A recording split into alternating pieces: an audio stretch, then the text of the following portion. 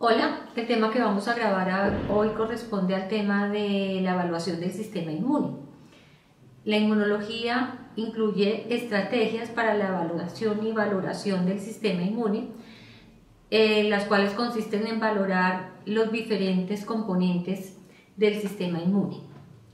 Recordemos que el sistema inmune es un sistema muy organizado y es un buen ejemplo del trabajo en grupo en una sociedad, en donde cada elemento hace estrictamente lo que le corresponde, cumple con su propósito de vida, lo hace a conciencia y aparte de eso hay un sistema de comunicación perfecto a través de las citoquinas. Así que en esa organización del sistema inmune, pues es muy fácil evaluarlo dependiendo de la respuesta que creamos que está aumentada, que está disminuida o que no se está dando en el individuo. Es así como podemos evaluar la respuesta innata y la respuesta adquirida. La respuesta innata a través de la valoración de las barreras naturales, recordemos que son la piel y las mucosas, y las diferentes poblaciones celulares, además de los mecanismos inespecíficos en donde estaría el sistema del complemento.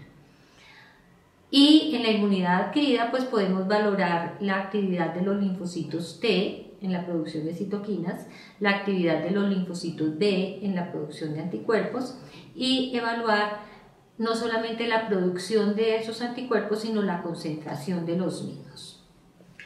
Es así como podemos valorar tanto la inmunidad innata como la inmunidad adquirida, la inmunidad celular, la inmunidad humoral y las moléculas de superficie.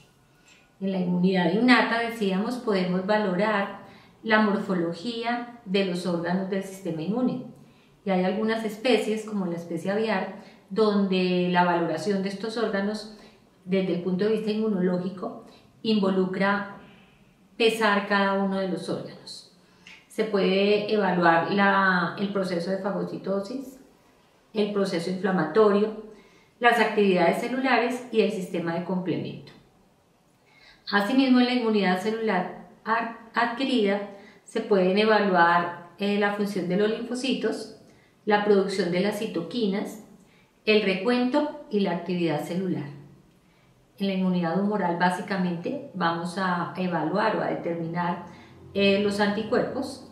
Se pueden evaluar las reacciones antígeno-anticuerpo mediante pruebas específicas, la valoración de la autoinmunidad, la valoración del complemento tanto por la vía clásica como por la vía alterna, y en moléculas de superficie se puede determinar el complejo mayor de histocompatibilidad, los antígenos eritrocíticos, la presencia e integridad de los receptores.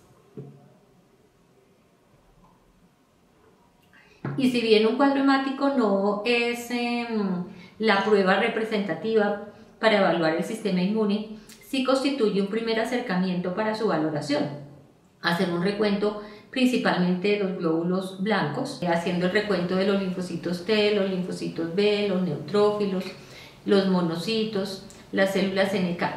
Como les digo, no es una prueba fiel de valoración del sistema inmune, pero sí es un primer acercamiento para valorar el número de células que puedan estar aumentadas o disminuidas, lo cual unido con la sintomatología clínica nos puede dar un criterio para tomar decisiones o mandar más exámenes o hacer la interpretación. El otro proceso que decíamos que se puede valorar es la fagocitosis. Y en la fagocitosis se valoran todas las etapas que en ella están involucradas. Es posible que haya una falla a nivel de la quimiotaxis, o a nivel de la adherencia, o de la ingestión, o de la explosión metabólica, o de la activación de los mecanismos microbicidas. Entonces existen metodologías a nivel de laboratorio que permiten valorar cada una de esas partes. Y se puede valorar tanto para los neutrófilos como para los macrófagos. Y pasando a una valoración más específica del sistema inmune, tenemos las pruebas de laboratorio. Esas pruebas de laboratorio son directas cuando vamos a evaluar antígenos y son indirectas cuando vamos a evaluar o a valorar los anticuerpos. Eso quiere decir que cada vez que vamos a hacer un diagnóstico por una prueba directa, se debe obtener una muestra para a través de esa muestra identificar cuál es el agente infeccioso causal de esa enfermedad. Pero existen también unas pruebas indirectas que nos permiten saber los procesos de enfermedad a través de la valoración de los anticuerpos. Recordemos que los anticuerpos de tipo inmunoglobulina M son los que nos pueden dar un indicio de una infección primaria, mientras los anticuerpos de tipo inmunoglobulina G nos están diciendo de una infección permanente o crónica. Hablábamos en alguna clase que para trabajar con antígeno anticuerpo en el laboratorio no podemos trabajar con los dos interrogantes. El interrogante tiene que ser uno de los dos, y si el interrogante es el antígeno, lo vamos a reconocer a través del anticuerpo. Pero si el interrogante fuera el anticuerpo, lo vamos a reconocer a través de los antígenos.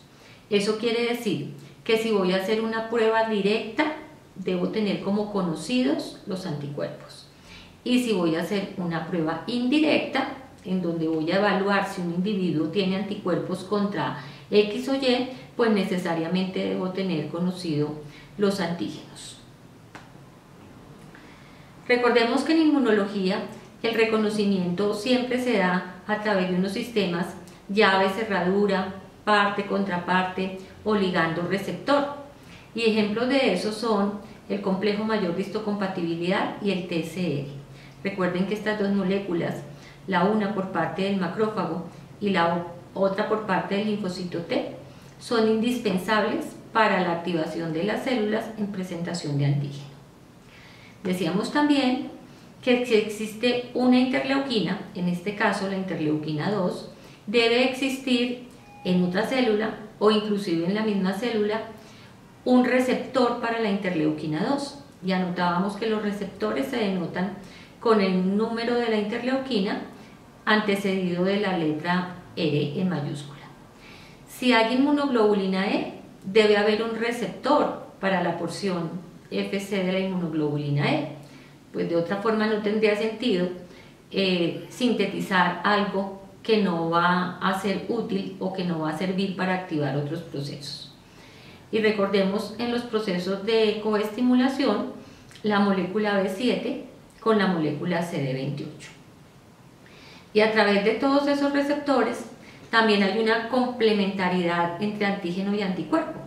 Y esa unión entre ese antígeno y anticuerpo es lo que nos permite revelar el uno o el otro a través de pruebas.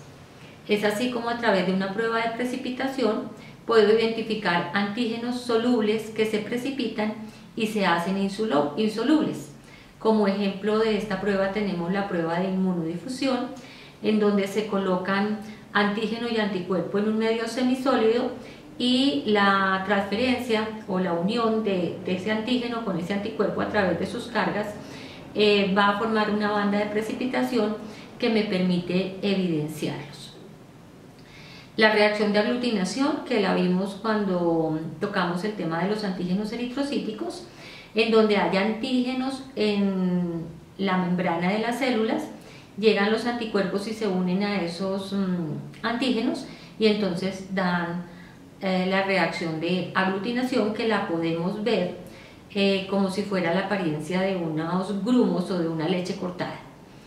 Otra prueba para valorar el sistema inmune puede ser la prueba de seroneutralización o de neutralización, en donde los anticuerpos se unen a sitios específicos del antígeno, como inmovilizando el antígeno.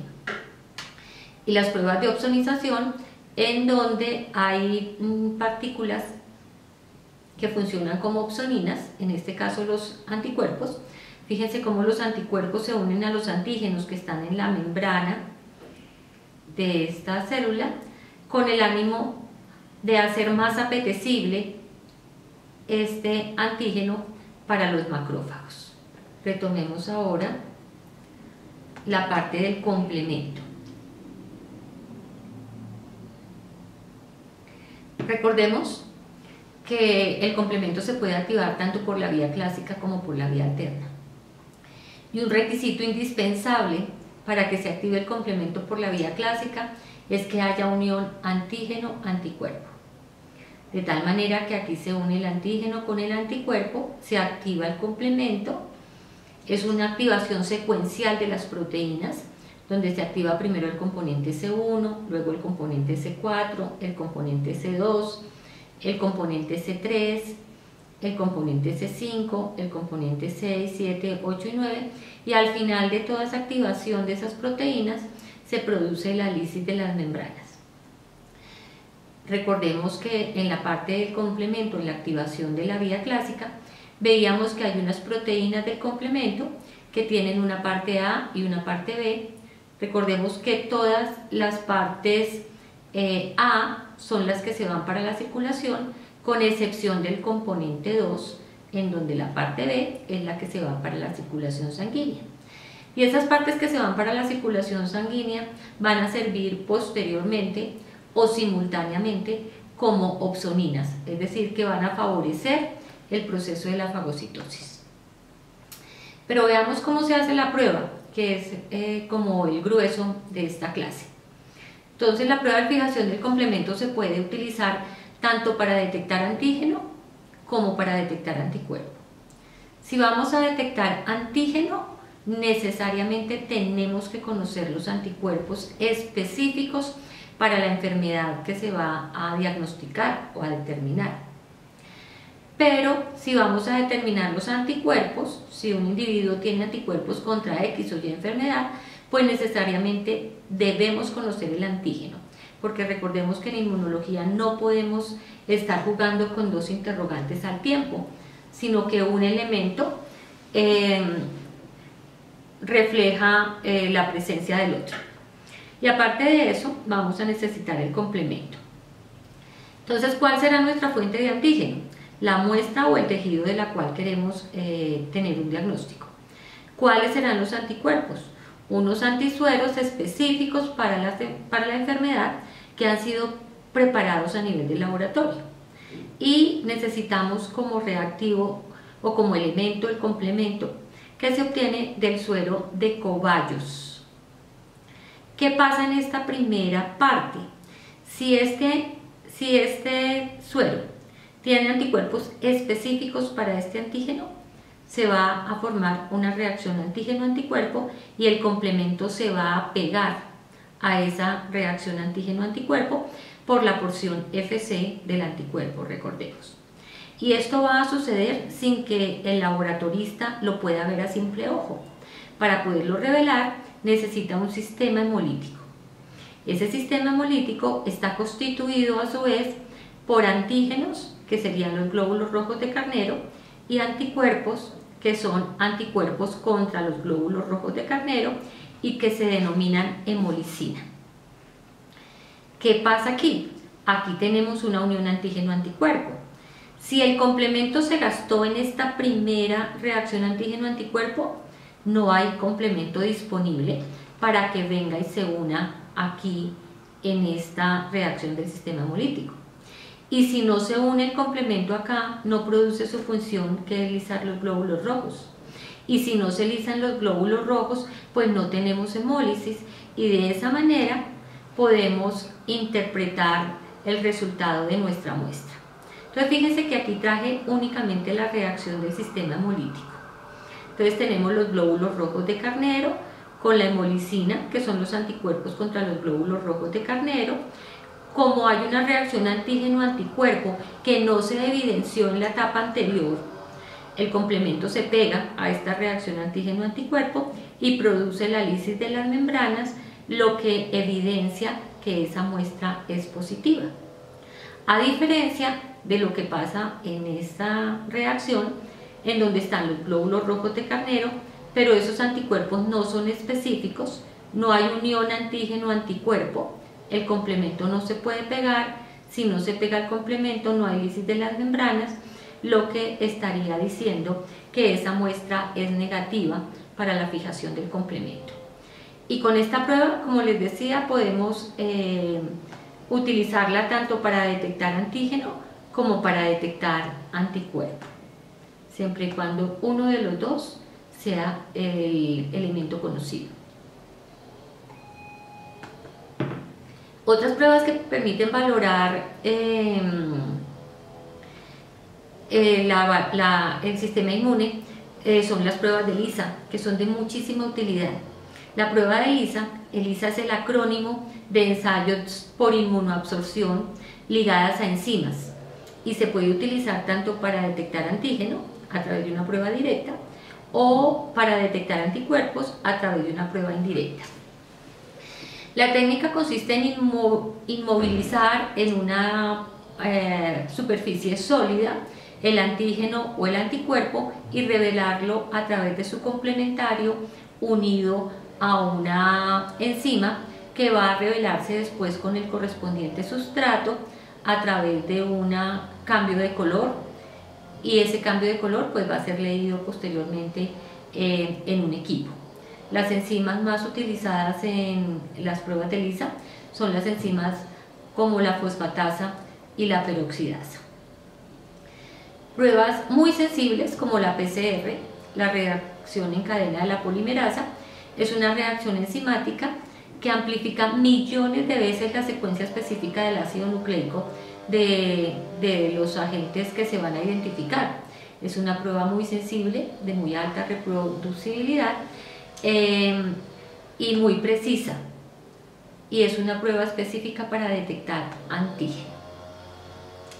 Para terminar, y con el ánimo de hacer un ejercicio en nuestra salud, para así poder ofrecer salud a las especies que son de nuestra competencia, consideré oportuno, para cerrar el curso, hacer el planteamiento de un plan de salud para que lo realicen de manera personal. Este plan de salud incluye 6 categorías. En esas categorías tenemos en primer lugar el propósito de vida. El propósito de vida comprende todas las razones que responden a la pregunta ¿por qué estoy aquí? Porque no es casual que los que estemos aquí, estemos aquí. Hay una razón para estar aquí. Y estas razones pueden incluir trabajo, vida espiritual, actividades físicas, comunitarias, papel en la familia, en la sociedad, nuestra razón de ser como médicos veterinarios o cualquier compartimento que nos proporcione una razón de vivir. La segunda categoría propuesta en ese plan de salud, que fue diseñado por el Dr. Simonton para sus pacientes específicamente con cáncer, es el juego. El juego es un componente clave de la creatividad y es esencial en el mantenimiento y el restablecimiento de la salud. La risa es uno de los elementos que genera una gran cantidad de neurotransmisores y endorfinas que están relacionadas con el bienestar. Un minuto de risa potencia el sistema inmune durante 24 horas y un minuto de rabia lo debilita entre 4 y 5 horas. Así que en este plan de salud la propuesta es buscar actividades que incrementen nuestra creatividad. Podríamos incluir como juego, por ejemplo, aprender a cocinar, si así lo queremos ver, como un juego y no como una obligación. Por fortuna las mujeres, yo creo que en todas las culturas nos enseñan a hacer oficio jugando. Cuando niñas nos regalan la casita de las muñecas, nos regalan la muñeca y el coche, nos regalan la estufita, la licuadora, y de esa manera pues aprendemos a hacer cosas no con el estrés de obligación, sino de juego. El ejercicio es otra actividad del plan de salud, y aquí estarían incluidas todas las actividades que incrementen la frecuencia cardíaca y la frecuencia respiratoria, por supuesto seleccionadas y escogiéndolas de acuerdo a los gustos y a las posibilidades de las personas o de los individuos. Otra categoría corresponde al apoyo psicosocial, y aquí en apoyo psicosocial están todas las relaciones en donde se establezcan relaciones gratificantes, partiendo de la base que el mayor apoyo psicosocial de un individuo está en la familia, y nuevamente el llamado a considerar los destetes en las especies animales, en donde cada vez los estamos haciendo más a tiempo más corto y le estamos limitando la posibilidad a las crías de estar con sus madres. La nutrición. La nutrición no solo incluye el hecho de comer, sino el hecho de alimentarnos y de nutrirnos. Recordemos que todo lo que funciona en el sistema inmune son proteínas. Es como si fuéramos una fábrica de proteínas, de tal manera que si no le damos la materia prima al organismo para generar esas proteínas, pues eso se va a reflejar en el sistema inmune. Y la última categoría es el pensamiento creativo, que hace alusión a los pensamientos esperanzadores, de fe, a las acciones o a las actividades de meditación y visualización y agradecimiento aún por los resultados que no hemos conseguido. Este agradecimiento aún por lo que no hemos conseguido nos coloca en una vibración de ondas a nivel cerebral que va a facilitar la consecución de esa meta. Y con estas 6 categorías, la propuesta es que utilizando este formato, cada uno de ustedes pueda elaborar su propio plan de salud, quizá a 24 meses o a 18 o a 12, lo que ustedes consideren, en donde nos planteemos una meta a nivel trimestral para cada una de estas categorías. Es posible que decida que a los 6 meses no decido hacer nada con respecto al ejercicio, pero que vuelvo y lo retomo a los 12 meses. La idea es hacer este plan de salud acorde a las posibilidades de cumplimiento.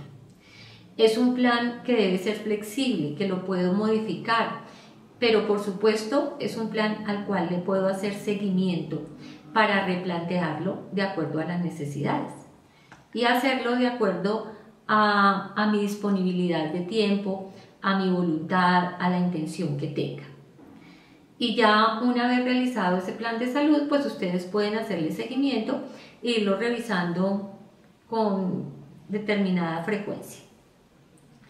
Y una vez cerrado nuestro tema, pues vamos a hacer como una evaluación de nuestros aprendizajes.